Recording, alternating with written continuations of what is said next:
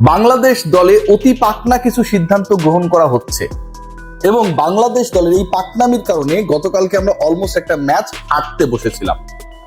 109 রানের opening partnership হবার পরেও 150 পেরোনোর পথে বাংলাদেশের এক সময় আস্কিং রান রেট মাত্র 6 এর মতো ছিল বা নিচেও ছিল। সেই সিচুয়েশন হবার পরেও 9 রানে 6টা উইকেট চলে যায় এবং এই ঘটনার মধ্যবর্তী সময়ের মধ্যে যে দুইটা রিভিউ ছিল সেই রিভিউ দুটো বাংলাদেশ দল লস করে। জাকের আলী অনিককে নিয়ে আলোচনা শুরু করতে চাই, নুরুল হাসান সোহানকে নিয়ে আলোচনার মধ্যবর্তী আলোচনার যে প্রেক্ষাপট সেটাকে এক্সটেন্ড করতে চাই এবং আপনাদেরকে জানিয়ে দিতে চাই যে বাংলাদেশের আফগানিস্তানের বিপক্ষে দ্বিতীয় টি20 গতকালকের ম্যাচে তো বাংলাদেশ লাকিলি 4 উইকেটে জিতে গেছে। সেকেন্ড ম্যাচটা কিন্তু আজকেই দ্বিতীয় ম্যাচে বাংলাদেশ মুখোমুখি হবে, কারণ অনেকেই ভাবতে পারেন যে গতকাল খেলা হয়েছে আজকে কি আবার খেলা আছে কিনা, জানিয়ে দিলাম।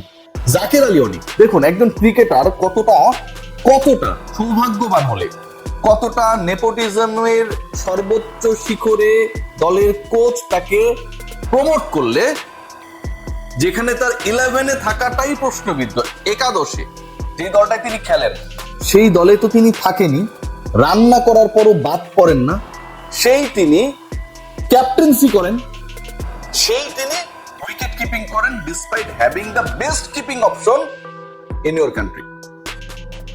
গতকালকের যে ম্যাচ এবং গতকালকে নুরুল হাসান সোহান শেষে যেভাবে ফিনিশ করেছেন, সোহানকে নিয়ে আমরা যত গালিগালাজি করি না কেন, যেভাবে ম্যাচ জেতাতে ওই স্নায়ুক হয়ে সিচুয়েশনে টানা 2 ছক্কা মেরেছেন, নুরুল হাসান সোহানের এই রোলটা যদি না থাকতো বাংলাদেশ কোনোভাবে এই ম্যাচ জিততে পারতো না। দুজন 50 করেছেন, 100 রানের পার্টনারশিপ করেছেন, বাংলাদেশের পরের ব্যাটারদের কাজ সহজ করে দিয়েছেন। কিন্তু জাকেররা যখন একটু অফ স্ট্যাম্পের দিকে শট খেলতে গিয়ে বারবার ফেল করেন, রিভিউগুলোকে কাজে লাগাতে ব্যর্থ হন, অর্থাৎ ওই ক্যাপ্টেন্স কোটায় কিংবা হচ্ছে সিনিয়র ক্রিকেটার কোটায় যে দলে তো আসলে এখন সাকিব তামিমরা নেই, মানে আউট হয়ে গেছে এলবিডব্লিউ, মানে আমি রিভিউ নিতে পারি, এই যে একটা চুইংগাম চিবানোর মতো করে সহজ করে রিভিউ গুলো নিয়ে নেন এবং নষ্ট করেন। ঠিক ওই সিচুয়েশনটায় Nurul Hasan Sohan played a tremendous role. Bangladesh দলে জাকের আলী অনিক সবশেষ যে 7টা ইনিংস খেলেছে, এই 7 ইনিংস মিলায়া তিনি 7 ইনিংসের 5টাতেই তার স্ট্রাইক রেট আন্ডার 100। 5টা ইনিংসে, 7টার মধ্যে 5টা ইনিংসে একজন ক্রিকেটারের স্ট্রাইক রেট আন্ডার 100। এই 7টা ইনিংসের মধ্যে 5টা ইনিংসে জাকের আলী অনিক ডাবল ডিজিটে রান করতে পারেন নাই। সেই তিনি বাংলাদেশ দলের ক্যাপ্টেন, সেই তিনি সোহানের মতো একজন বিশ্বমানের কিপার থাকার পরেও বাংলাদেশের উইকেট কিপিং এর অবভিয়াস অপশন ক্যাপ্টেন্স কোটায়, সেই তিনি 11-এও থাকেন।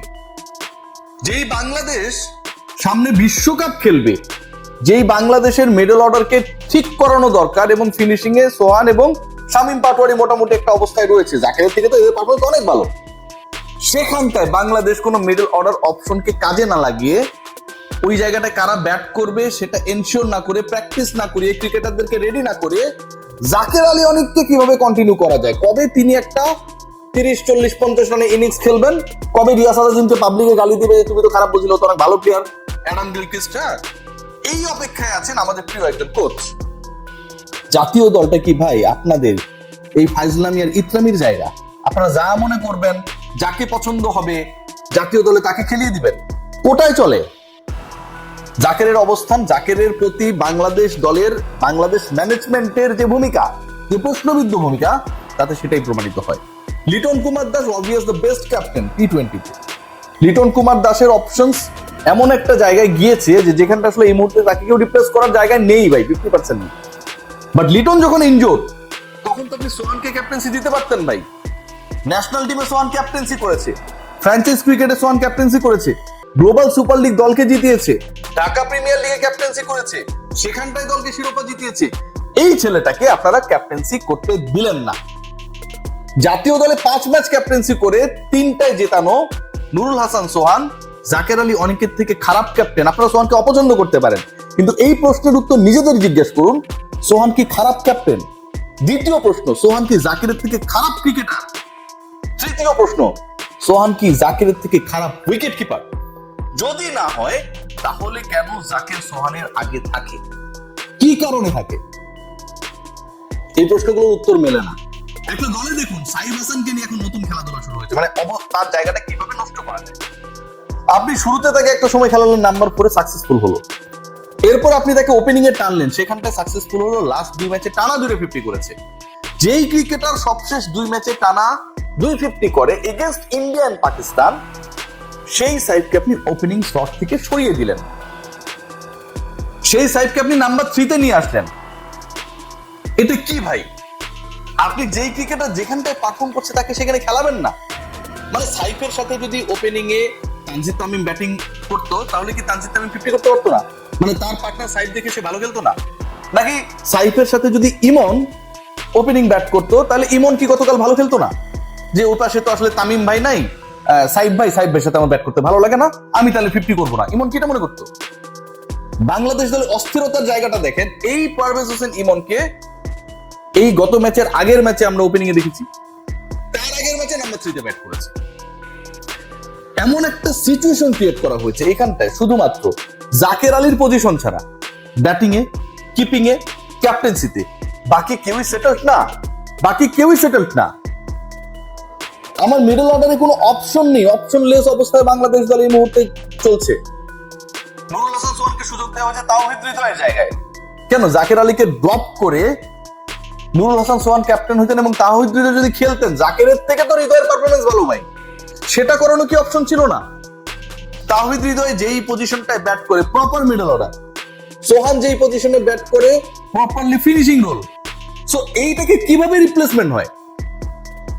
4 পজিশনের সাথে 7 বা 6 সোহানের রিপ্লেসমেন্ট কি আদৌ পসিবল? পৃথিবীর ইতিহাসে কোন দলে এটা সম্ভব? সম্ভব না। এরা প্রত্যেককে অভিষেক শর্মা বানাতে চান, যে একটা সময় 6-7 ব্যাট করতে এখন ওপেনার হয়ে গেছে। কিন্তু অভিষেক শর্মারা যাদের দ্বারা গ্রুমিং হন, তাদের ম্যানেজমেন্টে যারা কাজ করে, বাংলাদেশের ক্রিকেটের সালাউদ্দিনরা নিজেদেরকে যদি অভিষেক শর্মাদের গুরু মনে করে, তাহলে এর থেকে দারুণ যুক্তিক কৌতুক আর হতে পারে না। একটা দলে সকল ধরনের ফাইজলামি চলে। আজকে একটু পরে ম্যাচ, এই ম্যাচে কি সার্কাস অপেক্ষায় আমরা জানি না, তবে আমার কাছে মনে হয় যে বাংলাদেশ দল যেভাবে জিতেছে জাস্ট লাক ফেভার করেছে।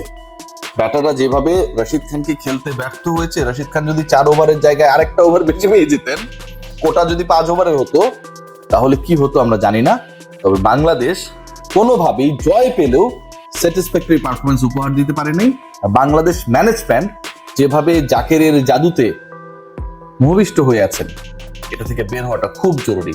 জুয়েল আইচো আজকাল কনফিউজড, কি জাদু জাকের করেছে বাংলাদেশকে যারা ম্যানেজমেন্টে থেকে চালায়।